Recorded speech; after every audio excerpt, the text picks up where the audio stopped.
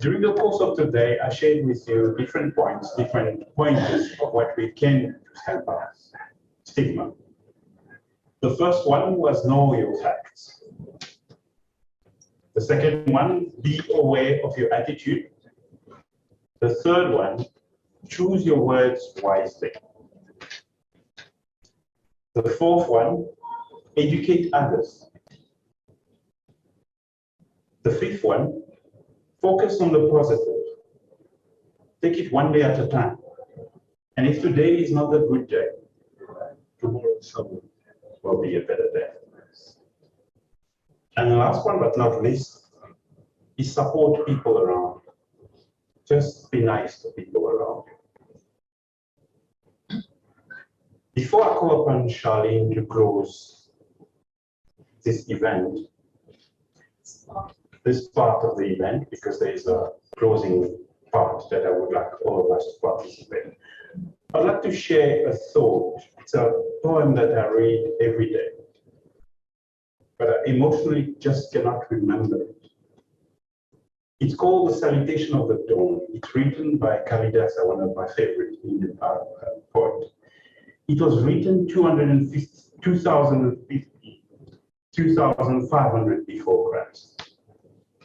And this is how it goes. Look to this day, for it is life, the very light of life.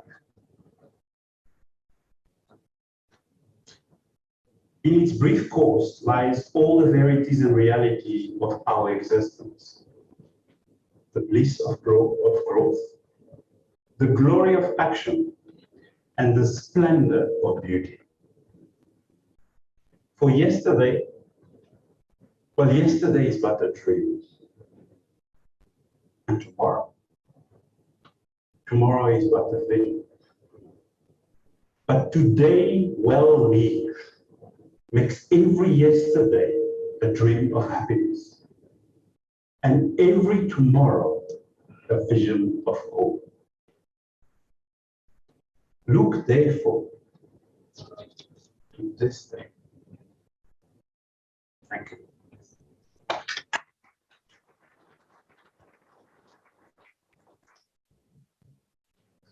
And then already enjoying the microphone, so I'll respect that. Not going to be long. The tie between us and DWYPD is of enormous significance to South Africa. And let me explain. Last year, May, the World Health Organization has what they call as a World Health Assembly. And 114 member states, South Africa being one of them, with our Department of Health Minister present, ratified a document that had been developed for epilepsy and all other neurological disorders for the last 10 to 15 years. It is a massive, massive deal. Now, why are Putti and I standing shoulder to shoulder? Because Epilepsy South Africa is leading the domestication of this resolution that government will adopt. And I get gooseflesh because what this means is there's 4 priorities of the intersectoral global action plan. We loosely term it like we do DWYPD, intersectoral global action plan, Department of Women, Youth and Persons with Disabilities. This document has 4 key points and key priorities. And I just want to pay tribute to it so that I don't forget them in any order. But the first is policy and governance. And that is the compliance and legislation and getting all these things correct. And that's where Putti and I, with our 2 me representing civil society with an amazing task force, George Scholar from Stroke Survivors is here, he's one of the members of our task force. Tia Fanamava, as a woman with epilepsy, is a member. There's actually 10 of us on the task force. The second pillar is diagnosis and treatment. And what we as a task force have done on building a national plan in epilepsy, other neurological plan that's going to be submitted, and Putty is taking it to Cabinet for us by November. And this has been a huge, huge, huge journey. The third one is to implement the strategies, all the strategies of prevention and promotion. And that means getting medication into the hands of persons with epilepsy timelessly. That means Putty going to DOH and me bugging DOH, that they need to be on board to assist us. And Putty and I sat in National DOH in January, and did they get a rev, I think, from Putty and I. And now we're going to carry on because we're on a national roadshow talking about the intersectoral global action plan. The fourth one is strengthening public health approach. And that talks into access to services and talks into the 4 pillars of campaign and education. Now that I've bridged that gap for you, can you see how wide the gap is when we talk about stigmatism? I can tell you my story. I've got an amazing story with my epilepsy. And I say it's amazing because it's made me who I am today. In the last 12 months, have I battled since I got airlifted? Yes. I had to relearn to read. Reading a paragraph and remembering it. Inverting my numbers. Learning to reread. Learning to spell again. Learning to remember phone numbers. My sisters, brothers, mothers, one mother. But all these things, and Tia alluded to something. She talked about camouflage. Persons with neurological disorders, chameleon, far better than anyone that I know. And I tell you why. For no reason you can wake up sad, because it's a side effect of your medication. For no reason during the day you have a surge of anger, and you have to acknowledge that that's where it's coming from. And these are the hard facts of living with a neurological disorder. And even within Epilepsy South Africa, and you'll hear the branch director say to you, because they've never had a national director of epilepsy, they've had to learn about epilepsy, about engaging with somebody with epilepsy on a daily, weekly, monthly basis. Because since last year, I will repeat myself. I will lose track of conversations. I will miss conversations and have to come back to you and say, sorry, you just said this, can you just repeat it? It's not me being rude.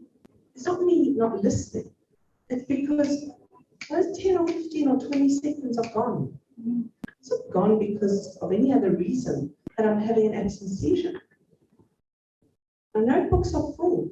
So what you learn as to chameleon is you learn to put things in place that support and enable you to function effectively.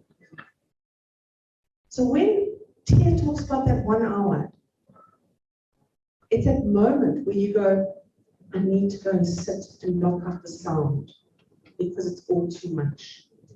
I need to regroup. So a lot of what we've said today may be things you can walk away with today and go, that could improve my life, right? Because nothing that we're speaking about should actually be, well, it's new, but it's framed differently. It's looked at differently. It says, this is the stigma associated with epilepsy. That you don't listen, that you're not present, that you all these things, these labels, but I am enabled because of epilepsy. I'm not my disability at all.